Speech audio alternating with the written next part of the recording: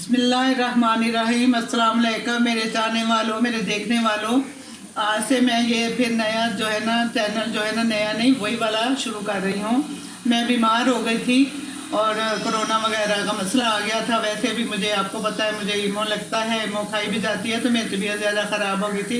अब अल्लाह का शुक्र है मैं ठीक हूँ। आप भी दुआ कीजिए अल्लाह ताला मेरे ऊपर पूरी ख़ास रहमत फरमाए और मैं ठीक हो जाऊँ। आज मैं बना रही हूँ मछली के थर और आलू का सालन बना रही हूँ।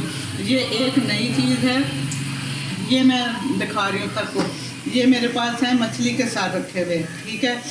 ये लहसुन प्याज है, ये हल्दी है, ये मिर्चें हैं, ये जो है ना नमक है, ये दही इसमें जाएगा और ये मेथी दाना जाएगा।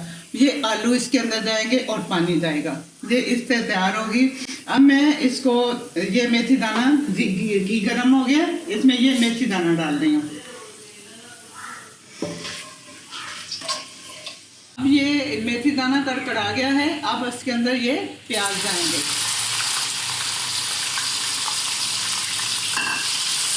ये प्याज सुरख हो जाते हैं, ज़रा सा हल्के गुलाबी हो जाएंगे, फिर मैं आगे आपको दिखाती हूँ।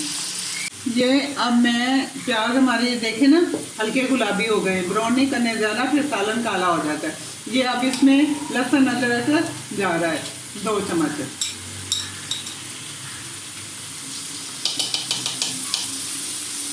अब इसको मैं थोड़ा सा इसमें भूनूंगी ताकि ये थोड़ा सा इसका कच्चापन दूर हो जाए। ये अब इसमें जा रहे हैं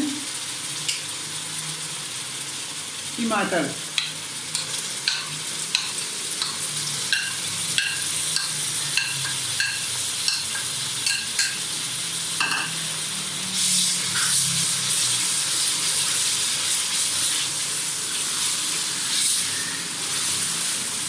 टमाटर के साथ ना मैं नमक डालूंगी, इसलिए कि ये जो है ना टमाटर ज़रा गल जाते हैं नमक से, इसलिए नमक से टमाटर के साथ ही डाला जाता है। ये डालती हूँ थोड़ा सा, बाद में डाल दूँगी। ये मेरे अब टमाटर ज़रा नरम हो जाए फिर मैं आगे दिखाती हूँ। ये टमाटर और हमारे वो हो गए नरम। अब इसमें ये जा रही है आधा चम्मच हल्दी।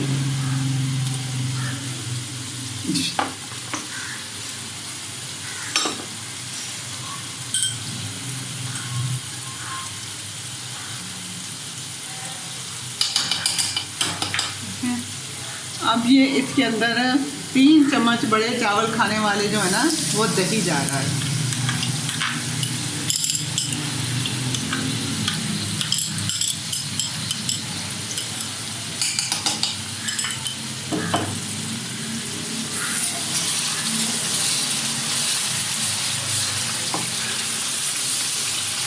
अब ये मसाला ज़रा अच्छी तरह से भुन जाता है ना, फिर मैं आपको दिखाती हूँ। ये देखिए ये मेरा जो है ना मसाला भुन गया है माशाल्लाह से। इसके ऊपर ये घी आ गया है। अब मैं इसके अंदर ये डाल रही हूँ आलू।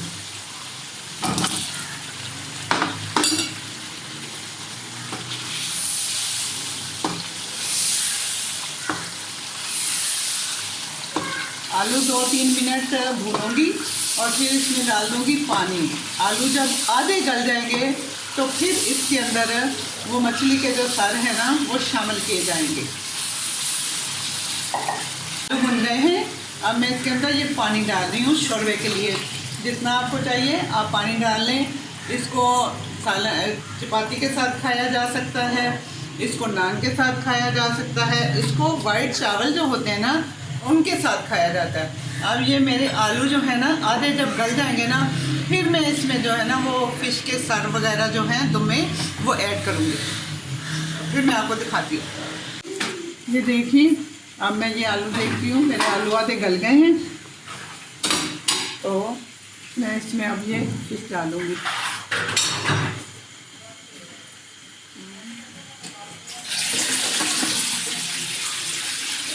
हाँ गल गए हैं ये आलू आधे।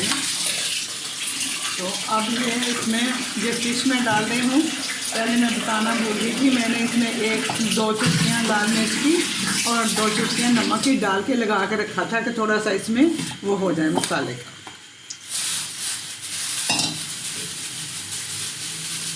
ये अब इसमें डाल दी है।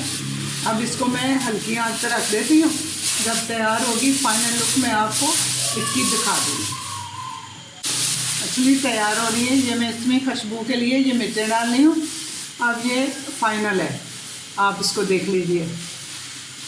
अल्लाह हाफिज़, फ़ीमान अल्लाह। पकाइए, खाइए, मज़े कीजिए। सर्दियों के ये फिश आती है ना घर में, तो उसके सर वगैरह होते हैं तो पूछे वो रख देते हैं जमा करके, तो फिर 2-3 दफ़ा सर्दियों में ये भी पक जाती है।